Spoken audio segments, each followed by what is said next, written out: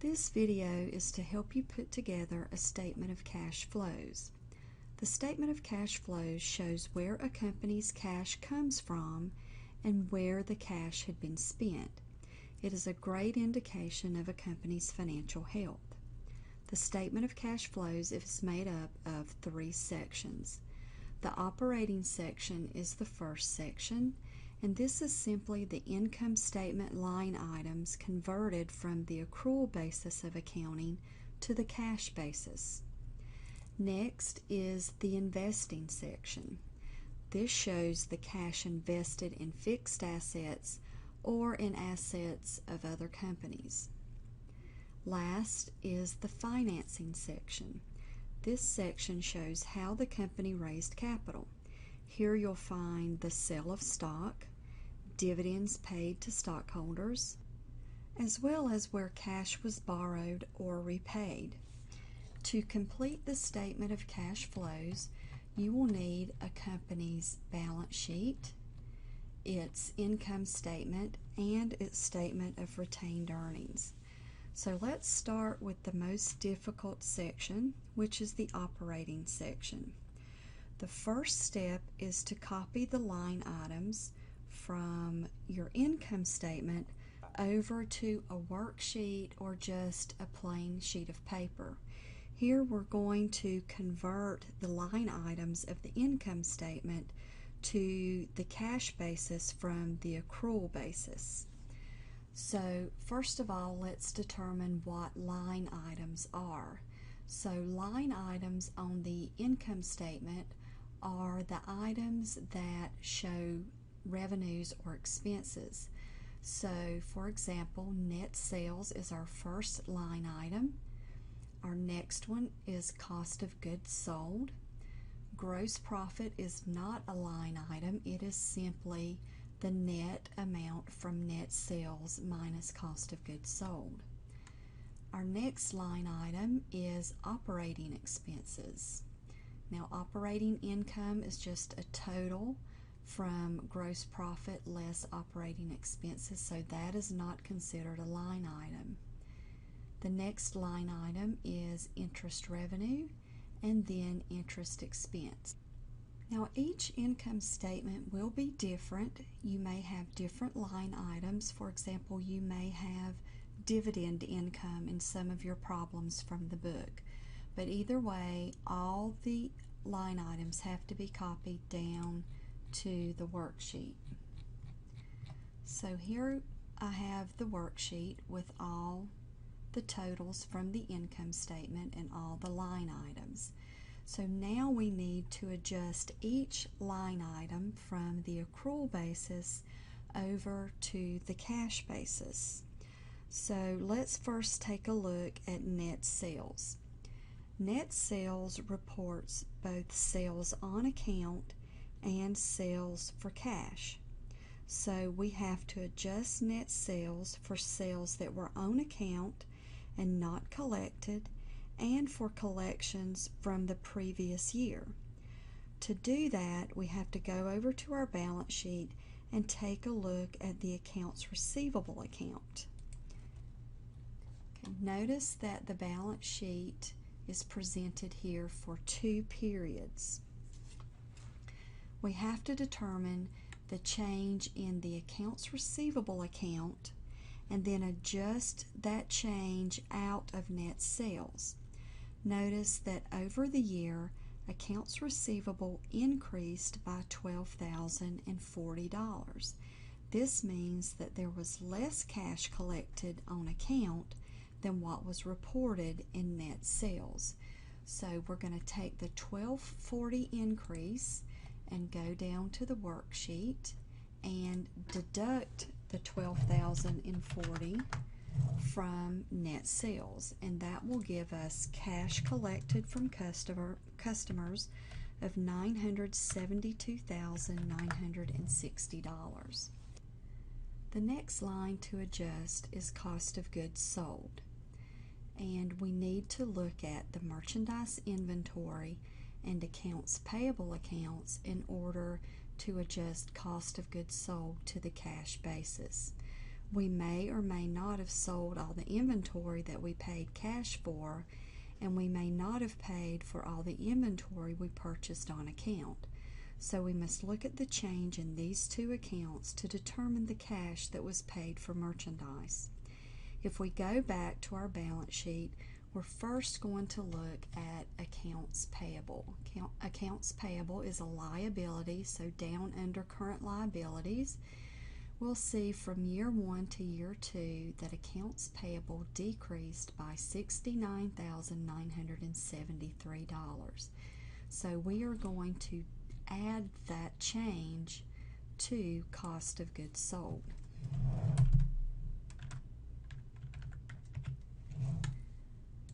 The next account is merchandise inventory. Merchandise inventory from year 1 to year 2 increased by $60,090. So that change will be added to cost of goods sold as well. So when we do the math, the amount of cash that was paid for inventory is $645,063. The next line item that we're going to adjust is operating expenses. We'll make several adjustments to operating expenses, the first of which is depreciation. We know that depreciation is included in operating expenses, but cash is not affected by depreciation. Therefore, we will always subtract depreciation out of operating expenses. If we look at our financial statements, we can find depreciation expense in the additional information that's provided. You could also find it by adding up the changes in accumulated depreciation on the balance sheet. In this case, it's just given to us, so we'll take the $62,400 in depreciation expense, and we're going to deduct that from operating expenses because that was never actually paid out in cash. The next adjustment we will look for is supplies and prepayments. If we go to our balance sheet, we see that supplies and prepayments decreased by $7,000, which means that some of the expenses in our operating expenses were not paid but resulted from an adjusting entry for prepayments or supplies. So we're going to go down to our worksheet and deduct $7,000 for supplies and prepayments. We've got one more account to look for, and that is going to be accrued salaries or accrued taxes. In this case, we've got accrued and withheld payroll taxes. Notice that accrued and withheld payroll taxes increased by $1,116. This means that they were owed and not paid, so we're going to decrease our operating expenses by $1,116. So that gives us a cash paid for operating expenses of $289,384. So let's move on to interest revenue. Interest revenue is always adjusted by interest receivable. You may or may not have interest receivable, but in this case we do have interest receivable, and it increased by $70. So that means that $70 of the interest income was not actually received, but it was in a receivable account. So we are going to reduce interest revenue by $70, and that'll bring our interest received in cash to $2,030. Okay, next we'll adjust interest expense. Now, interest expense is adjusted by interest payable, which you may or may not have. It's down here under liabilities, and we do have a decrease in interest payable of $75. That means that we've paid at least $75 of the interest that we owed. So we are going to add $75 to our interest expense. So that brings us to $511 for interest paid. So we don't have to total these up, but it will help us to check the figure on our statement of cash flows. So our net sales was converted to the cash received from customers, and that would be an amount added to our cash. The cash paid for inventory is subtracted from cash. Operating expenses is a cash outflow as well. Interest revenue would be a cash inflow, and interest expense would be a cash outflow. So if we net these numbers together, we see we should have a cash inflow at the end of our operating section of $40,032. Now let's transfer our figures that we have from our worksheet down to the statement of cash flows.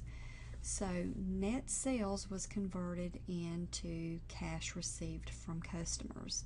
So we'll go down to our statement of cash flows.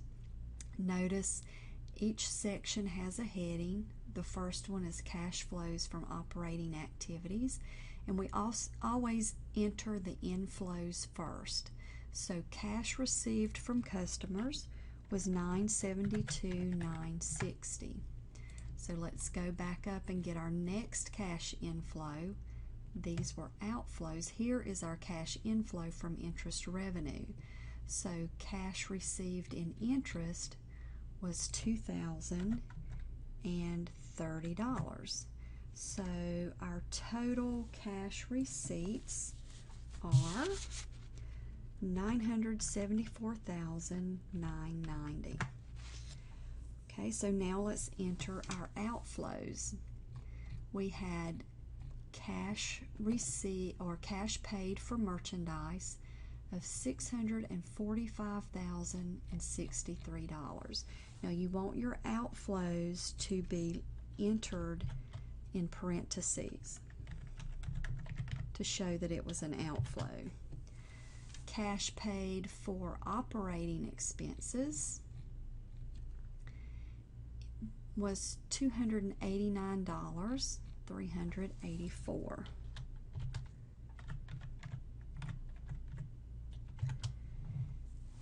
And then the interest paid was $511, all in parentheses.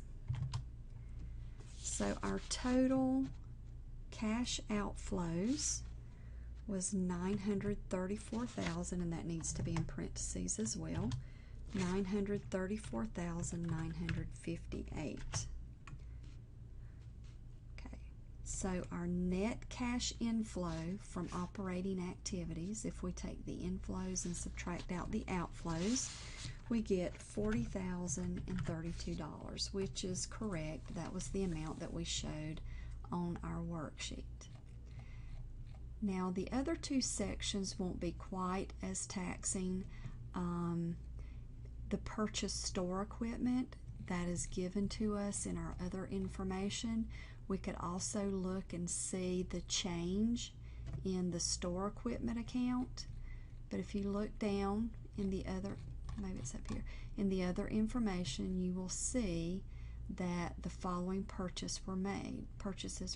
So store equipment was $55,200, and if you purchase store equipment, of course that is a cash outflow, so it will be in parentheses.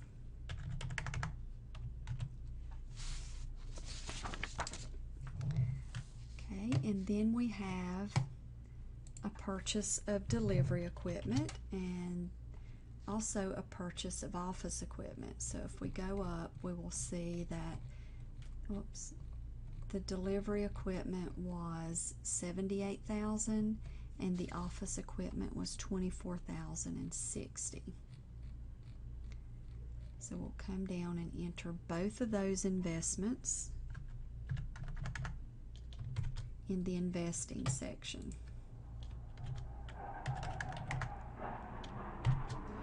So total net cash outflow from investing is $157,260. Now if we had sold any of our assets, then that would have been a cash inflow from investing, but we did not sell any of our assets.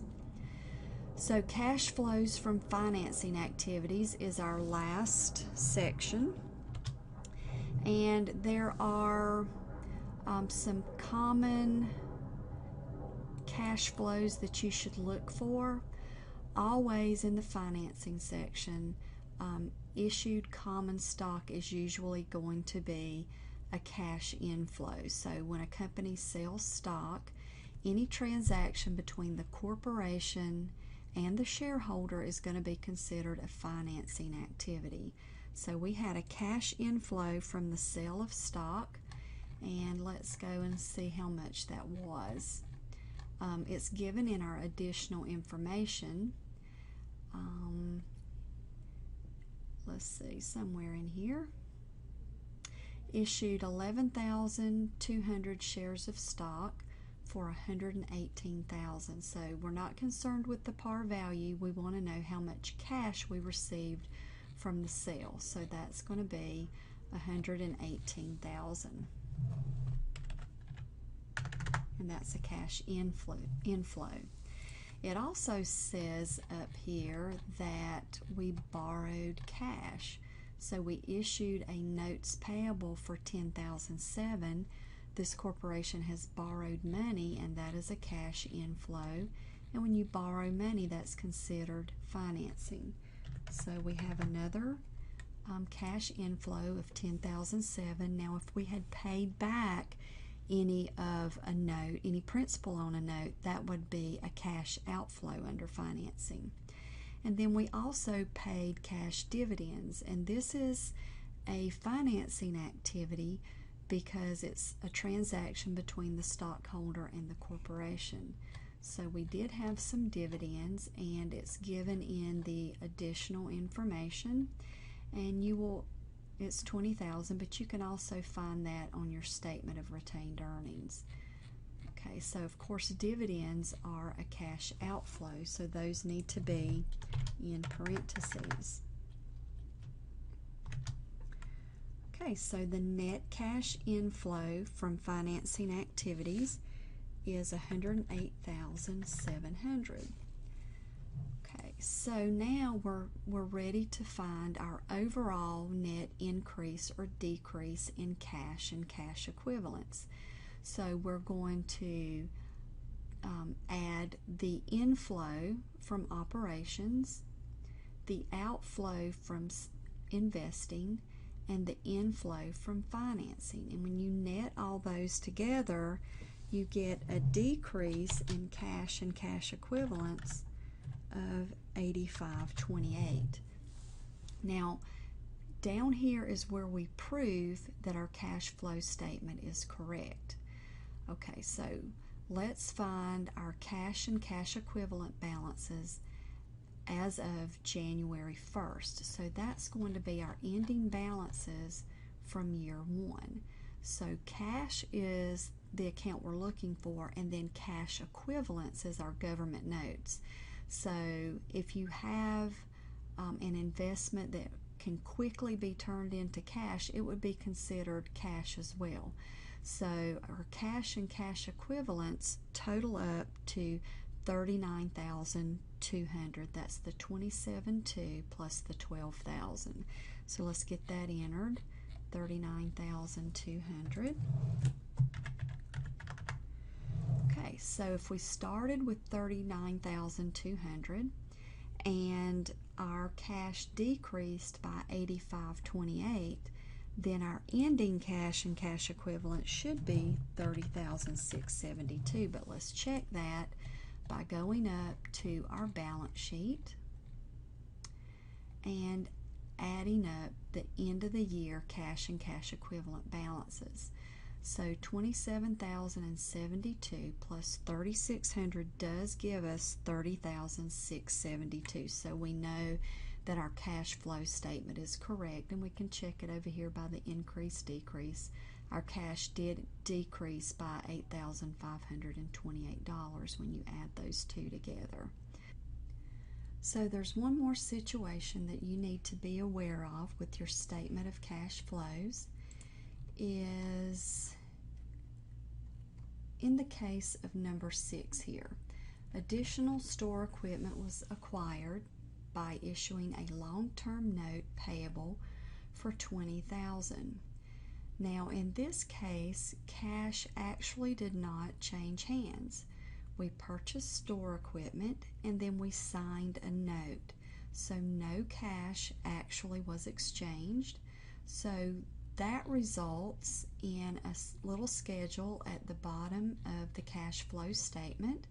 It's called the Schedule of Non-Cash Investing and Financing, and you would just enter a description of what happened.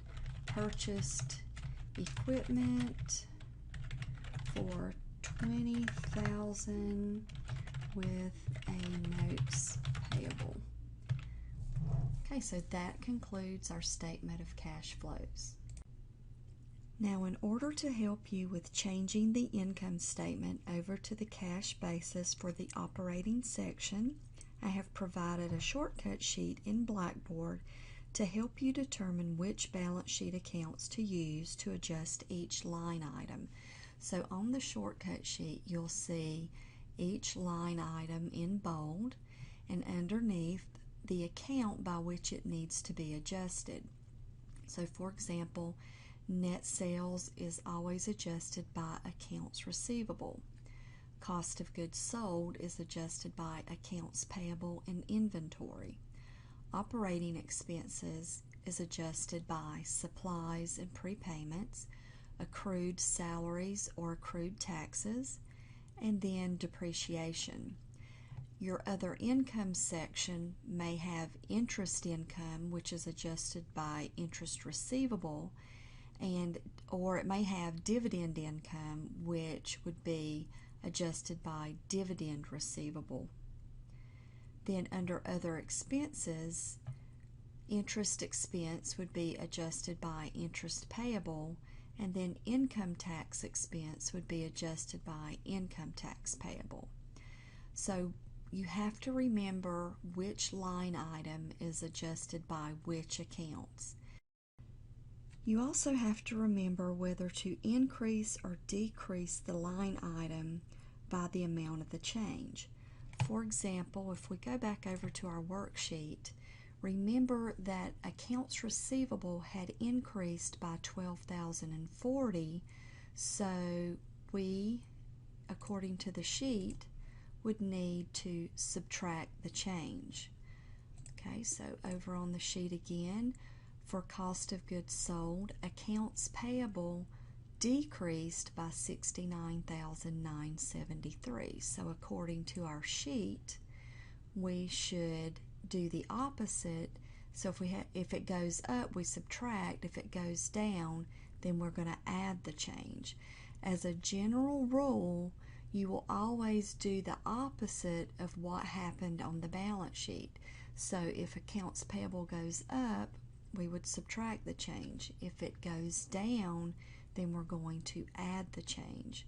Same with accounts receivable and all the other accounts except for inventory, and inventory goes the same way. If it increases, we add the change. If it decreases, we subtract the change. And then the other exception is supplies and prepayments. If supplies and prepayments goes up, then we're going to add the change. If it goes down, then we're going to subtract the change. So if we go back over to our worksheet, remember that inventory here increased $60,090, so that's why we added the change. It goes the same way. And here on supplies and prepayments, they had decreased, so we subtracted the change. So when you're trying to determine whether to add your changes or subtract your changes to your line items, do the opposite of what happened on the balance sheet, except in the case of inventory and supplies and prepayments.